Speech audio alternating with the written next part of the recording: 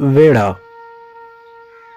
ਪੰਜਾਬ ਦੇ ਘਰਾਂ ਦਾ ਉਹ ਵਿਹੜਾ ਜਿਹਦੇ ਵਿੱਚੋਂ ਸਾਡੀ ਮਿੱਟੀ ਦੀ ਖੁਸ਼ਬੂ ਆਉਂਦੀ ਹੈ।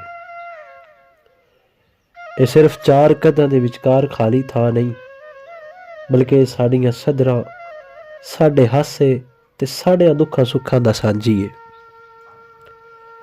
ਪੰਜਾਬੀ ਵਿਹੜਾ ਕਦੀ ਵੀ ਇਕੱਲਾ ਨਹੀਂ ਹੁੰਦਾ।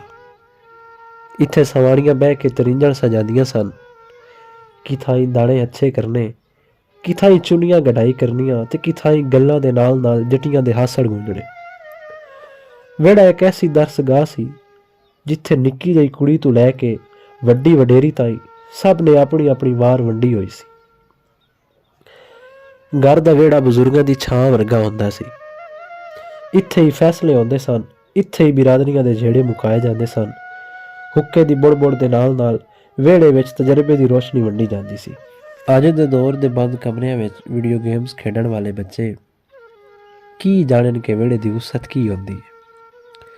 ਨੰਗੇ ਪੈਰੀ ਮਿੱਟੀ ਵਿੱਚ ਖੇਡਣਾ, ਇੱਕ ਦੂਜੇ ਪਿੱਛੇ ਭੱਜਣਾ ਤੇ ਦਾਦੀ ਅੰਮਾ ਤੋਂ ਵਿਹੜੇ 'ਚ ਹੀ ਕਹਾਣੀਆਂ ਸੁਣਨਾ, ਇਹ ਅਸਲ ਬਚਪਨ ਸੀ।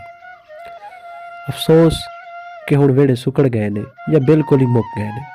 ਹੁਣ ਲੋਕਾਂ ਨੇ ਘਰਾਂ ਵਿੱਚ ਕਮਰੇ ਤੇ ਵਧਾ ਲਏ, ਪਰ ਦਿਲ ਤੇ ਵਿਹੜੇ ਛੋਟੇ ਕਰ ਲਏ।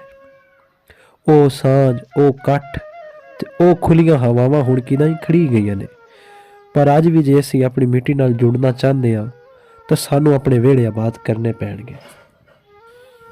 ਵਿਹੜਾ ਜ਼ਿੰਦਾ ਰਹੇਗਾ ਤਾਂ ਸਾਡੀ ਰਹਿਤਲ ਜ਼ਿੰਦਾ ਰਹੇਗੀ। ਵਿਹੜਾ ਆਬਾਦ ਰਹੇਗਾ ਤਾਂ ਸਾਡੀ ਸਕਾਫਤ ਦੀ ਖੁਸ਼ਬੂ ਆਉਂਦੀ ਰਹੇਗੀ।